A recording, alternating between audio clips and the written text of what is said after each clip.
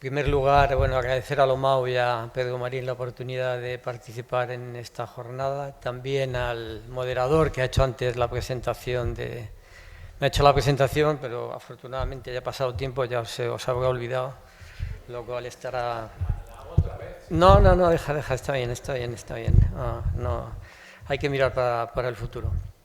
Bueno, yo le he llamado a esta ponencia Energía, Clima y Ciudad por razones obvias, por la relación que hay entre la energía, el medio ambiente, pero también de la economía, que tiene que ver mucho con los modelos de ciudad que estamos desarrollando y de cómo vivimos y de cómo estamos desarrollando nuestras actividades en el medio ambiente, de manera que un desarrollo tecnológico sostenible debería apoyarse entre estas tres patas. Cualquier acción que tomamos en cada una de ellas pues repercute directamente en las otras, como hemos visto ahora con la guerra de Ucrania, por ejemplo, ¿no? Yo de lo que voy a hablar, voy a exponer los datos de cuál es la situación energética actual, de dónde estamos, cuáles son las últimas publicaciones de datos, tanto de consumo de energía como de emisiones, cuál es el papel que tienen las ciudades en la mitigación del cambio climático, y luego presentaré el resultado de un proyecto de investigación en el que veremos cómo está Málaga en relación con otras ciudades que hemos evaluado en el mismo proyecto, para acabar con algunas conclusiones para debate de sobre todo si hay razones para el optimismo o no hay razones para el optimismo, ¿no? O cuál es la situación actual. Espero no aburriros mucho con la presentación.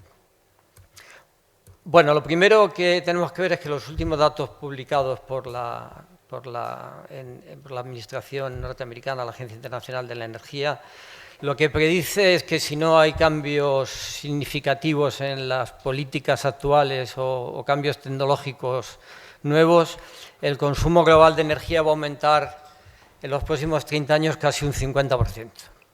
Y luego dice otra cosa muy importante, y es que los combustibles fósiles van a seguir siendo en el año 2050 la principal fuente de energía en el mundo. Más allá de que las energías renovables están creciendo y van a seguir creciendo de manera importante, fijaros que estamos hablando del 2050, la propia Agencia Internacional de la Energía predice que todavía en el 2050 la fuente principal de energía en el mundo van a seguir siendo los combustibles fósiles. Si vemos un poco las tendencias y nos situamos aquí en el año 2020, donde hay una pequeña bajada que se produjo por el COVID y que ya hemos recuperado, pues vemos que aunque las energías renovables siguen creciendo y crecen a buen ritmo, pues si nos vamos al 2050 todavía dos veces más de lo que generemos con energías renovables, 2 o 3 veces, seguiremos generando energía con petróleo, gas natural, carbón, etcétera, en el año 2050. Si vemos un poco esta misma gráfica por países, pues vemos que dependiendo de que estemos en los países desarrollados o países en vías de desarrollo, la tendencia es distinta, pero en los dos casos el porcentaje, la cantidad de energía que se produce, que se va a seguir produciendo hasta el año 2050 por combustibles fósiles, por la suma de los combustibles fósiles, va a ser muy superior de la que vamos a ser capaces de generar con energías renovables. Este es el panorama actual que presenta la Agencia Internacional de la Energía, y respecto a las emisiones, pues evidentemente da 3 escenarios. El primer escenario es la línea gris, que es la que da o pasa a emisiones, el escenario que hemos visto anteriormente. La línea azul sería la que sería deseable para cumplir con los compromisos ambientales actuales, y la línea 3 sería aquella que deberíamos de llevar para mitigar el cambio climático. Sobra decir que vamos por la línea gris claramente, ¿no? Como conclusiones destacadas de este informe de la Agencia Internacional de la Energía, nos dice que la tendencia histórica de emisiones sigue un curso ascendente, que la caída del 2020 y el repunte del 21 son coyunturales, que fueron debidos al parón por el COVID, y que por lo tanto los objetivos a largo plazo de los países actuales no son compatibles con el aumento de la temperatura global, para dejar eso entre 1,5 y 2 grados centígrados.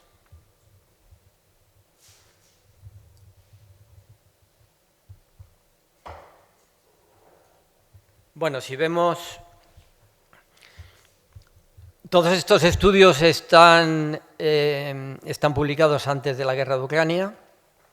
La guerra de Ucrania nos ha puesto frente al espejo de nuestros consumos de combustibles fósiles, nos ha hecho ver una vez más la gran dependencia que tenemos de los combustibles fósiles. Ha bastado un pequeño recorte del suministro de gas ruso para que agravemos para agravar una crisis económica que ya comenzó con la pandemia del COVID, que los países están volviendo a mirar al carbón para incrementar su producción energética. Estamos viendo una revitalización de los proyectos de centrales nucleares en Europa. Y, por último, la aprobación en el Parlamento Europeo, que considera el gas fósil y la energía nuclear como energías sostenibles y que están incluidos para financiaciones sostenibles, pues es una muy mala noticia para la transición energética. Podemos afirmar, y no lo digo yo, lo dicen ya muchas publicaciones, que la transición energética se va a frenar y va a ser una víctima colateral de la guerra de Ucrania, ¿no? Por lo tanto, podemos esperar que el panorama en la Tierra va a seguir siendo más o menos vamos a seguir consumiendo combustibles fósiles como si no hubiera mañana y, por lo tanto, vamos a seguir viendo aumentos de temperatura importantes y vamos a seguir incrementando el cambio climático y todos los efectos que tiene sobre la vida en el planeta, ¿no? Si nos miramos la situación de España, las últimas publicaciones del Ministerio para la Transición Energética dice que en España en el 2021 estamos emitiendo prácticamente lo mismo que emitíamos en el 1990, si bien es verdad que respecto al máximo histórico sí hemos bajado de manera importante nuestras emisiones. Y si vemos de quién son la culpa estas emisiones, pues vemos que la energía tiene un 73,4% de todas las emisiones globales, y si vemos los gases, pues el CO2 evidentemente se lleva la palma, pero atención al metano, que se está empezando a evaluar de mejor manera que se evaluaba anteriormente y que es un gas que tiene un potencial de calentamiento global muy superior al del CO2 y ya estamos emitiendo el 13,2% de las emisiones son de gas metano en España, ¿no? Si vamos por sectores, nos llama la atención que solamente la generación de electricidad solamente aporta el 11,3% de las emisiones de CO2. Eso es debido a que durante el año 2021 el 46,7% de toda la energía eléctrica producida en España ya fue por energías renovables y tenemos un problema en el transporte con casi un 30% de emisiones son debidas al transporte, fundamentalmente al de carretera, pero también atención que la aviación, aunque de momento es poco significativa, ha tenido un incremento muy importante en el último año. Bueno, esto es en cuanto a la situación actual de los datos últimos publicados tanto en España como en el mundo sobre la situación energética. Evidentemente, parte de la solución la tenemos en las ciudades, somos parte del problema y deberíamos ser también parte de la solución. De acuerdo con ONU Habitat, en las ciudades se consume el 78% de la energía mundial y somos responsables del 60% de las emisiones de gases invernadero, mientras solamente ocupamos el 2% de la superficie de la Tierra. Como la población del mundo va a seguir creciendo y además se va a seguir a cuenta, habrá 2.500 millones más de personas residiendo en áreas urbanas, la mayoría de ellas en ciudades de Asia y África, y de manera global 7 de cada 10 personas estarán viviendo en ciudades. De manera que la solución para la mitigación y para la lucha contra el cambio climático debería de empezar en las ciudades. Decir que las ciudades tienen que ser la base del cambio climático y cuáles son las medidas que habría que tomar para mitigar el cambio climático son muy conocidas. Yo voy a nombrar algunas por incidir en ellas, que tienen que ver con la energía, el ahorro, la eficiencia y el uso de energías renovables, erradicar el consumo de combustibles fósiles de las ciudades, que la movilidad sostenible sea eje de una nueva cultura, donde hay que reducir la necesidad de desplazamientos motorizados, tenemos que apostar por la peatonalización, fomento de la bicicleta, fomentar el transporte público, etcétera, ¿no? Y el transporte público eléctrico y privado, ¿no?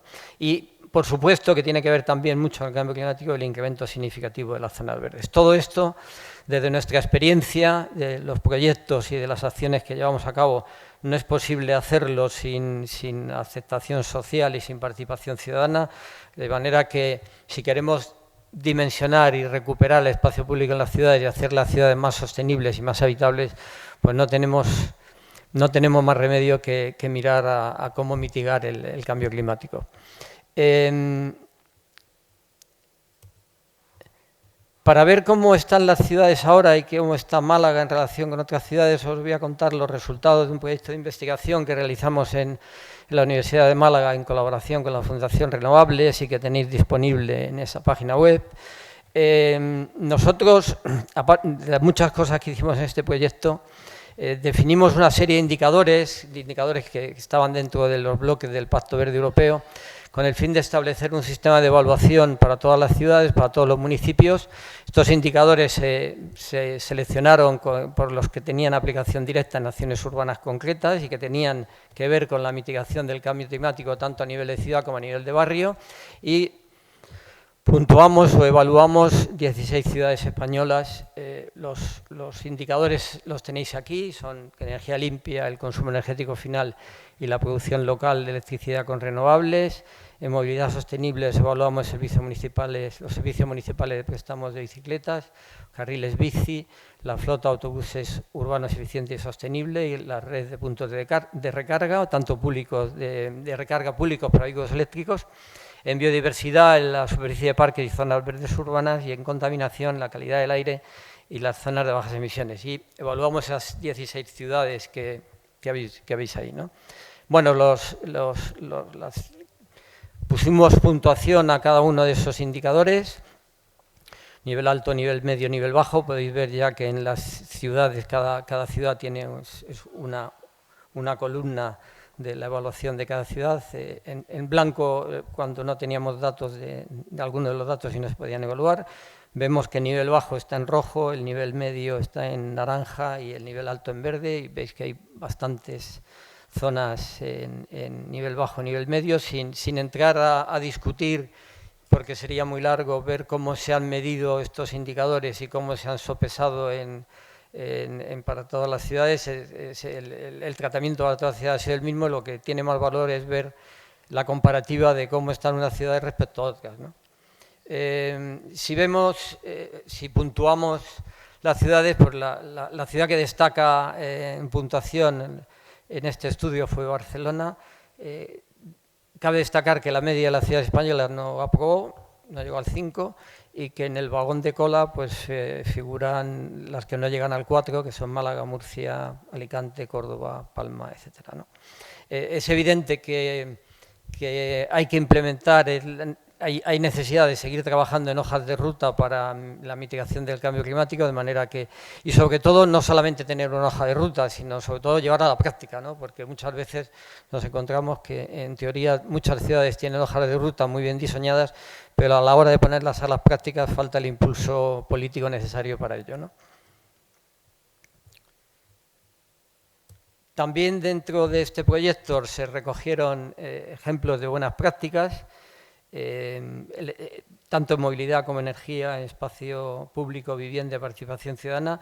Lo que cada propuesta respondía a una acción concreta a escala de barrio de la ciudad. Son proyectos que se realizaron entre 2014 y 2021 en ciudades europeas y que además enfatizaban la participación activa de los usuarios. Yo os animo a que os descarguéis el informe y que veáis la cantidad de cosas que se están haciendo en la mayoría de las ciudades europeas para la mitigación del cambio climático. Pero sí es verdad que nos dimos cuenta de que aquellos proyectos que llegaban a buen término son aquellos en los que la participación ciudadana era mucho más activa, ¿no? Lo cual estoy de acuerdo con cosas que se han dicho ya aquí esta mañana, que tenemos que el compromiso de los usuarios es fundamental si queremos cambiar la configuración de las ciudades. Bueno, ya para terminar, a mí me gustaría solamente un par de ejemplos de prensa que han salido hace poco. Uno, y que ahora es un debate público que empieza a darse en algunas ciudades también de España, y es si el transporte público debe ser gratuito o no. Pues Boston, por ejemplo, ha empezado a poner 3 líneas de autobús, sobre todo en las zonas donde la gente de menos ingresos, ponerlo gratuito, pues ha resultado bien. Se ha incrementado un 48% el número de pasajeros que van en transporte público, pasando de los 47.000 a los 70.000 pasajeros semanales. Entonces yo sí creo que es una buena apuesta el que el transporte sea lo más barato, el transporte público, además de eficiente, sea lo más barato posible y, ¿por qué no, gratuito, ¿no? Yo creo que deberíamos de ir también en esa dirección, entre otras cosas porque las carreteras han sido siempre gratuitas para todos y nunca nadie se ha escandalizado de eso, ¿no? El otro ejemplo que a mí me parece muy didáctico también es el del bicibús de Barcelona, donde los niños se agrupan para ir en bicicleta a la escuela acompañado de personas adultas, y que, bueno, pues igual que un autobús, dispone de un recorrido, paradas donde los niños esperan, se suben a la caravana y van de manera segura, y los llevan al colegio como si fuera un transporte escolar más de los transportes escolares tradicionales. Bueno, yo, para no extenderme más, algunas conclusiones que se pueden extraer de lo que hemos visto. El consumo de combustibles fósiles en el mundo va a seguir creciendo. No se prevé que vaya a disminuir, ni se prevé que se vaya a abandonar en los próximos 30 años. Eso quiere decir que las emisiones de gases de efecto invernadero van a seguir creciendo. Y lo que indica es que a nivel global nos hemos tomado en serio el cambio climático. Hacemos acciones, muchas buenas, seguramente todas muy bien intencionadas, pero desde luego no estamos siendo capaces de mitigar el cambio climático. Seguramente porque mitigar el cambio climático supone un cambio del modelo económico y no estamos dispuestos a ello, ¿no? Las ciudades las seguimos configurando de espaldas a la amenaza climática. No hay que inventar nada, las acciones que hay que hacer en todas las ciudades para mitigar el cambio climático son conocidas, estudios teóricos tenemos todos los del mundo. Se sabe que tienen que ser acciones a medio y a largo plazo. Hay ciudades en Europa que ya han empezado con vistas al 2030 a tomarse en serio las acciones que hay que tomar para mitigar el cambio climático.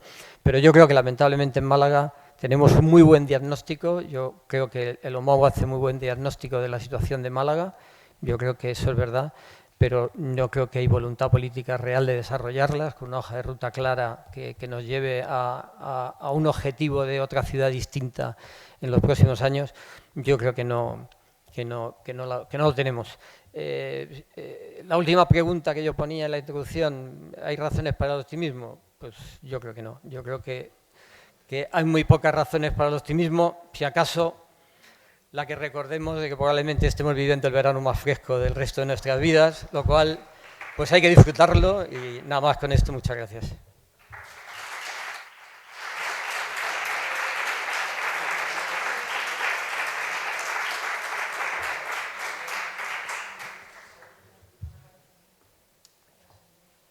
La sensación de que esto es como cuando yo soy Guillermo Monfils, soy periodista, pues cuando iba a hablar de analizar los presupuestos, nos ponían aquellas pantallas llenas de quesitos, de colores, todos los periodistas sabíamos que habían mirado, porque Caco, el personaje sigue siendo el mismo y las inversiones que se prometía en los presupuestos eran irreales. Habéis hablado de un montón de cosas que son evidentemente no el presente, sino el presente con el futuro de esperanza de desarrollo de las ciudades.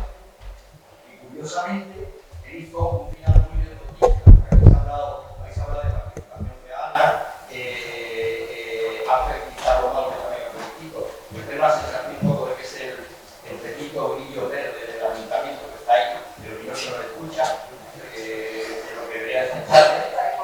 Yo creo que en lugar de ser pesimista, como tú has terminado, creo que evidentemente no tiene ningún sentido todo lo que se está diciendo aquí, es necesario, es real, es urgente. Cuando, por ejemplo, el ayuntamiento tiene un proyecto de rascaccialización de la ciudad, donde las alegaciones en contra del rascacielos de la bahía no se han tenido en cuenta, donde la participación ciudadana que se tiene, por ejemplo, con el tema de la reivindicación del bosque urbano no se tiene en cuenta, donde, como ha dicho la compañera, el tema del pago a las propuestas de la asociación de vecinos no se tienen en cuenta, donde las propuestas que se han hecho desde la asociación de vecinos de la Malagueta, a la que yo pertenezco, no se tienen en cuenta. Entonces, si el ayuntamiento no tiene nada en cuenta y está viviendo una esquizofrenia política entre rascaccionalización a la ciudad y optar a una capitalidad de la poder, que es por lo contrario del proyecto del señor de la Torre, ¿cuál sería la solución? El OMAU, la universidad,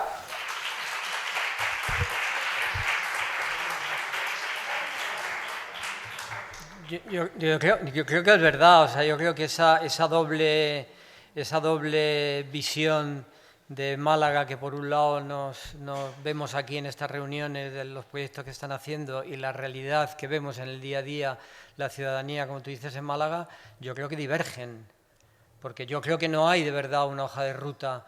O sea, no nos hemos puesto... Lo primero que hacen las ciudades europeas cuando quieren decidir qué es la ciudad en la que queremos vivir dentro de 30 o 40 años es reunirse todos los actores de la ciudad y diseñar una hoja de ruta de acuerdo con toda la ciudad. Eso no se ha producido.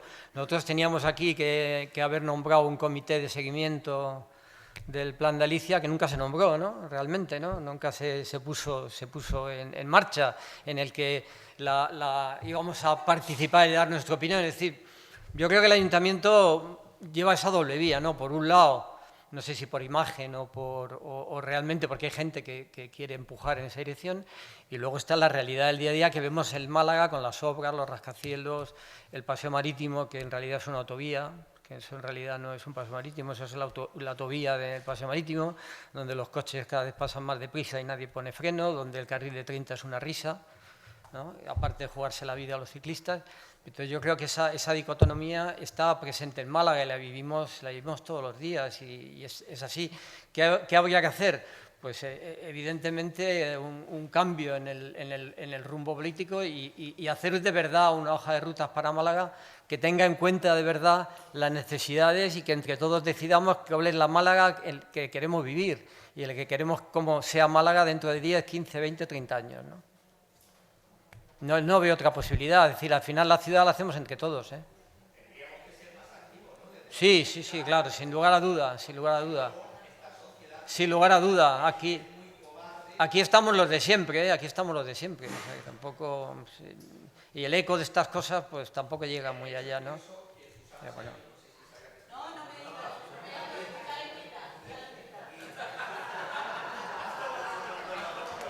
A ver, un momento. A ver, nosotros como Fundación Renovables estamos haciendo y ayudando a muchos municipios a hacer hojas de ruta para sostenibilidad energética de los municipios. Hemos trabajado con Barcelona, hemos trabajado con Valencia, hemos trabajado con Ciudad Real, vamos a trabajar con la Diputación de Sevilla, hemos trabajado con Navarra, con Málaga, ¿no? Y nos hemos ofrecido, pero no nos han llamado. No nos han llamado, no sé. Mira, sinceramente, se lo comentaba a Pedro, creo que muchas veces en estos foros las posturas están tan polarizadas que no vemos lo que se está haciendo en el otro lado. Lo digo desde un lado y desde el otro. Y quizás lo que hay que hacer es acercarse más, que haya más diálogo y más entendimiento. Porque, por ejemplo, ¿tú sabías de los proyectos de 3 millones de euros de autoconsumo que habíamos montado? Sí.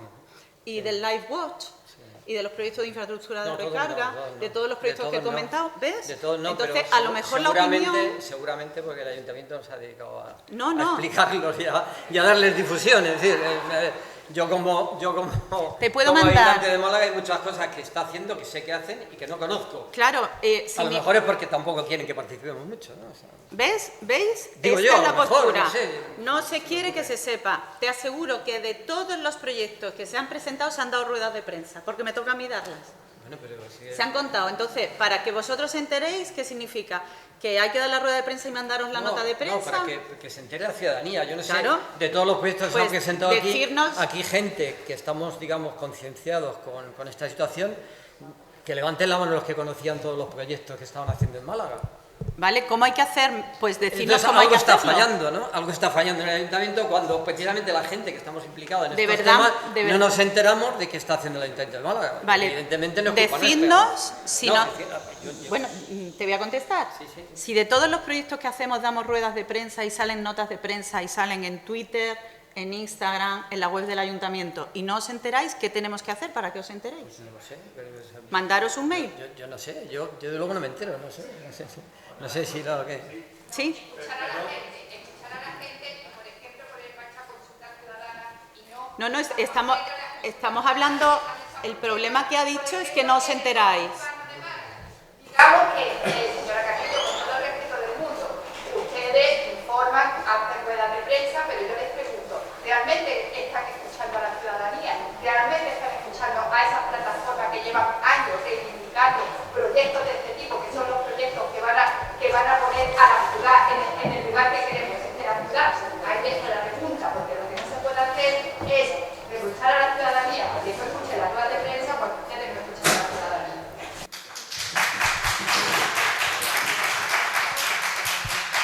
Existen grupos de trabajo en participación ciudadana y en CIEDES donde se escucha a la ciudadanía.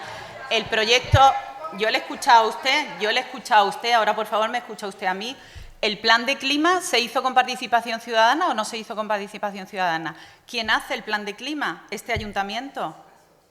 O sea, que insisto, que estamos trabajando en el mismo equipo, no estamos trabajando en bandos opuestos. Ustedes siempre se ponen en una postura excesivamente polarizada y creo que tenemos que acercarnos más. Nosotros transmitir lo que estamos haciendo, ustedes escuchar lo que estamos haciendo, porque son muchos los proyectos que se están haciendo. Este plan de clima lo ha hecho este ayuntamiento, no lo ha hecho el Ayuntamiento de Sevilla, lo ha hecho el Ayuntamiento de Málaga. Bueno, en ello estamos y hemos hecho, ahora mismo se le ha hecho una presentación de todos los proyectos que se están trabajando, para lo cual se está invirtiendo muchísimo dinero y hay muchas personas de este ayuntamiento, muchas personas del IMASAN, del equipo de fondos, del equipo de medio ambiente, del equipo de urbanismo, trabajando en todos esos proyectos. Le aseguro que hay muchas horas de muchas personas y mucho dinero destinado a todo esto. Si hay que acercarse más, bueno, pues para eso estamos aquí, para acercarnos más, para que seamos capaces de transmitir estos proyectos a los que estáis en el trabajo del día a día y para que vosotros también estéis más en contacto con nosotros. Pero insisto que esto no es una guerra de unos contra otros, es un trabajo en equipo. Por eso estamos aquí y en eso tenemos que seguir.